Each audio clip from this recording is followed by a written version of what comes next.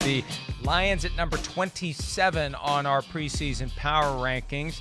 And look, last year they gave us some reason to believe early on, Chris, that it was changing. They won some games that maybe in the past they would have lost. And then they lost Matthew Stafford, and it all fell apart. And near the end of the year, Martha Firestone Ford made it clear that Matt Patricia would be back as the coach, Bob Quinn would be back as the GM, but she also made it clear that there are expectations for 2020. And I thought maybe she was a little too candid, because I think the message was, hey, folks, if you complain loudly enough, we'll fire these guys next year.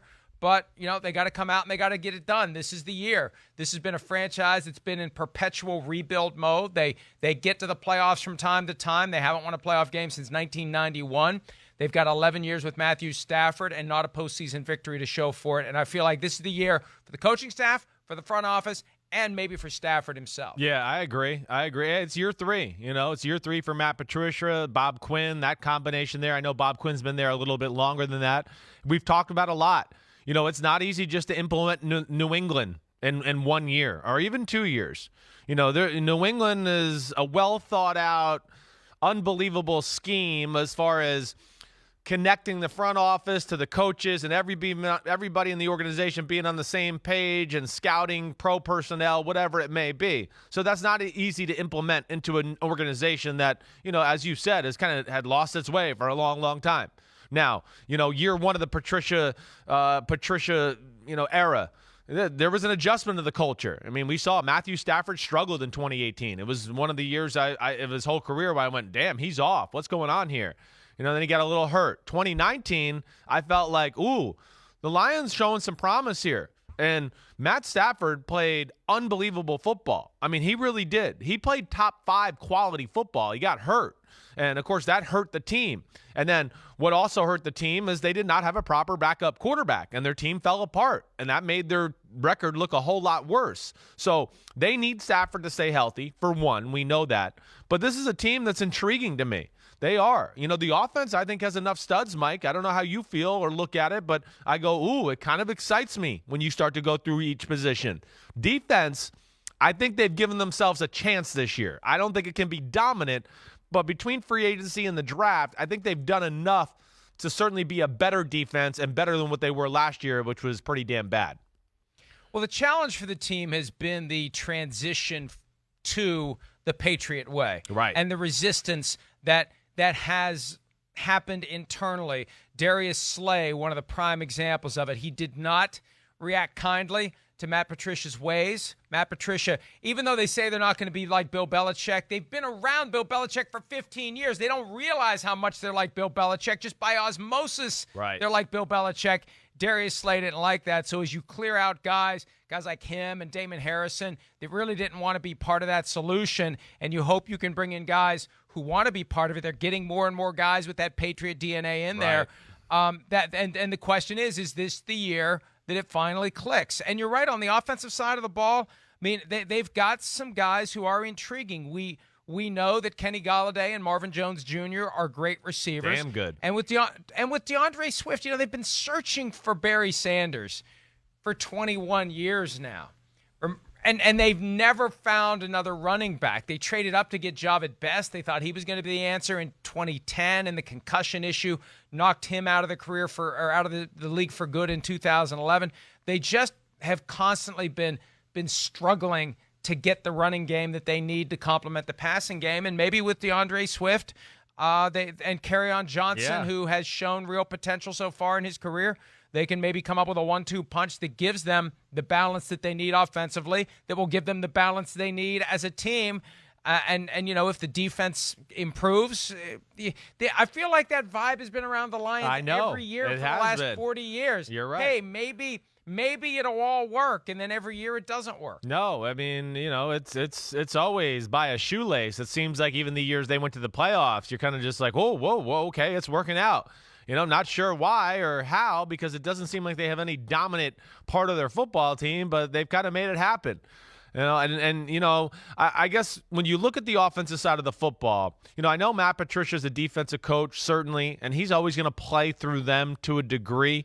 But I think he's got to be careful about that. I don't know if his defense is talented enough to play that way always. You know, it's the worst pass defense in football last year. They certainly did some things to help out their secondary. Deron Harmon's there. Desmond Trufant from the Atlanta Falcons. Jeff Okudah in the first round.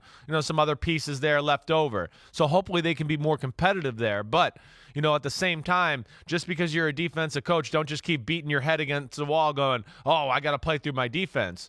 No, the offense has got talent. And, you said it. Kerryon Johnson, DeAndre Swift, that should be a real damn good combination. Those two receivers, along with TJ Hawkinson, who showed when he was healthy last year that, man, he's got superstar talent.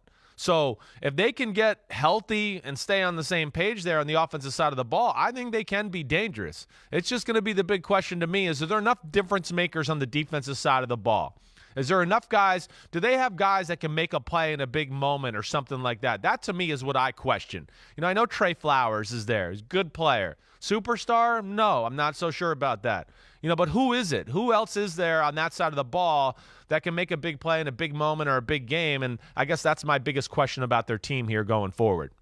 Well, not Darius Slay, who they gave away for a third-round pick and a fifth-round pick. I mean, you consider what guys like Jalen Ramsey and Jamal Adams have obtained in trade value, and you just wonder. I mean, look, they were at their wits' end with Darius Slay, but they got to replace him. And as you said before the draft, just taking Jeff Okudah, it's a wash at very best. If Okudah works out as a rookie and does well as a rookie, it's a wash. That doesn't make your defense better. Right. You're just filling a gap that was created by the decision to trade Darius Slay. So, look, they've got to deal with Aaron Rodgers. They've got to deal with the Vikings offense. And, what's the best case for the Lions in that division, given that they have to compete with Minnesota and Green Bay? I would give the Lions, it's a tough division. And, even let's not forget the Bears. The Bears they were close as hell to the damn playoffs, too. And I don't think that defense is going anywhere, and especially with the addition of Robert Quinn. But, I'm going to go on a limb here where, I think this is the first time I'm saying about some of these bottom teams here.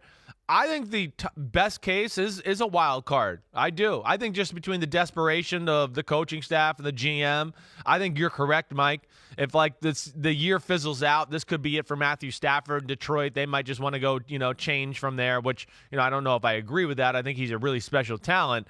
But, yeah, I'm going to say borderline, a playoff team is best case. Sneak into the wild card. Yeah, I agree with that if they can make that happen. Even then, I think it's going to take a lot of dominoes to fall the right way for them. Right. The worst case is another disaster and a reset button. And Sheila Ford Hamp gets a chance to hire a GM and hire a coach, and we see if we can finally turn around the Detroit Lions after all these years. And maybe Sheila Ford Hamp is the answer. I mean, maybe the break from the past, right? When William Clay Ford passed, the sense was that Bill Ford Jr. would take over the team. He got shoved out.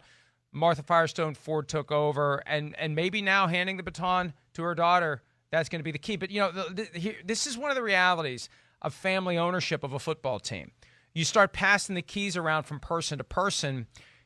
You just have to hope that the keys land in the hands of somebody who knows what they're doing. Right. And that's the biggest glimmer of hope for the Lions, that with a new controlling owner, that maybe, just maybe, there's going to be that spark. There's going to be that fresh look, that fresh take. She's already said she's going to be more involved. The balance is to not be so involved that you're undermining your football people. Right. But maybe it's the same thing every year. I know. Maybe. I wish they would, they're another team I'll throw out there, you've heard me say with the Bengals a lot in the offseason and everything, rebrand. It's time to rebrand.